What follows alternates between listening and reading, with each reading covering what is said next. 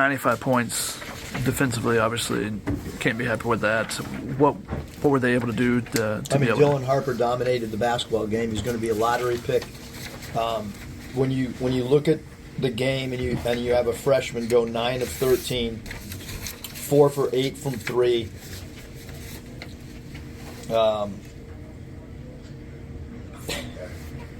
25 points, 9 assists, and 6 steals.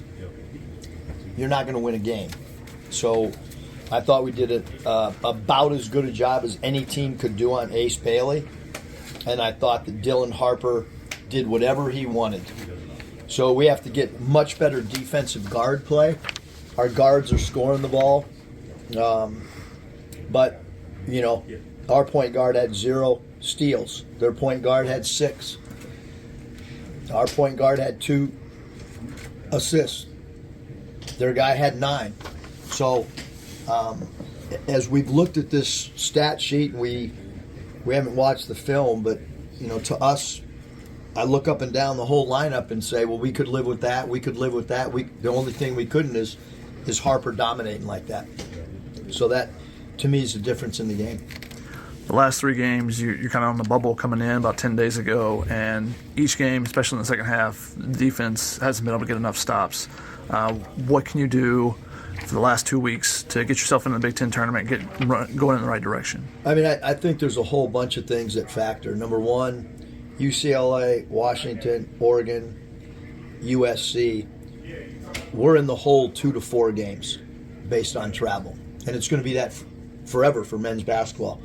So you either got to do it UCLA women and USC women, and you got to have far superior talent in order to survive all this. This is the same trip that Coach Cronin, had his, and unless you're doing it or have done it in the past, which no one has done it unless you've been in the NBA.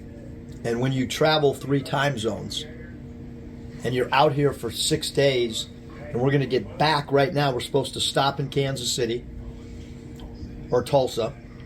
We're going to get back roughly at 3 a.m., then we're going to bus, and then they're going to go to class at 8, and you're not going to be in your bed even to try to attempt to sleep until 4 a.m. And then you have a class in 4 hours, which means you got to get up, you got to shower, you got to get to class. So, should a West Coast team be playing a game at 6 o'clock at night?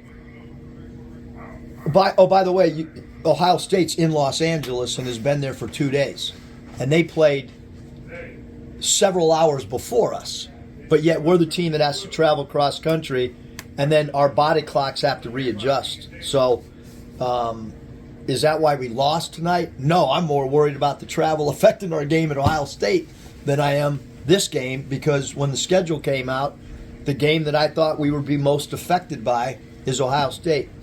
We lost this game because Rutgers outplayed us offensively, and they had great guard play. It doesn't matter what we scored at our positions. You got to guard the opposition at your position, and we didn't do that. So, but it's we're going to have to figure some things out, because every building we go to is sold out. Every building we go to has a raucous home court advantage. And so when you add the travel and the home court advantage disparity, USC got a lot. We got a lot to overcome. And so does UCLA, and Mick's done a great job with his team this year, and they got a lot of returners, and there's none of this is excuses.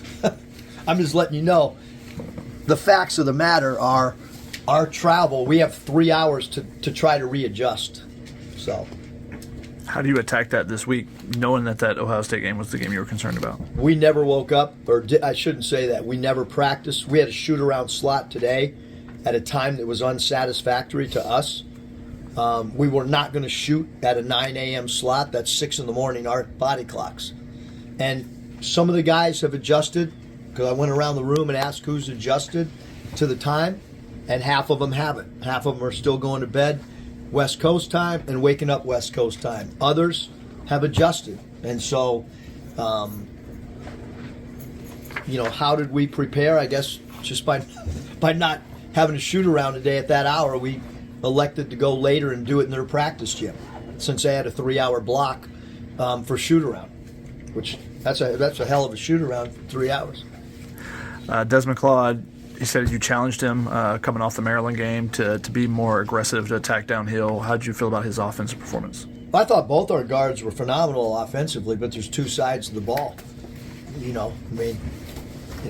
I know there was rules many, many years ago, Iowa State women's basketball where you didn't have to cross half court and you could play one end, but we're not playing by those rules, and so you got to guard both positions, and the way that we need steals, from our backcourt. We need high assists.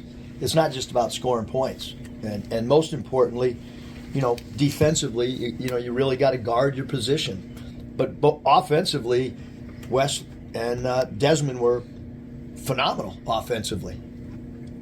6 points, 8 rebounds from Josh. How did you see him tonight, and how's his development? I thought that was Josh's best game. I thought he, other than, getting an offensive rebound twice and getting a tie up, which led to a jump ball, if he just chinned it. But I thought that was, I thought Josh was really focused, and we wanted him to rebound more than he has, and I thought he did not a good job tonight. I thought it was Josh's, probably his best game in Big Ten play. I thought he was physical. I thought he won his minutes when he was in there. I really did. But unfortunately, we didn't win.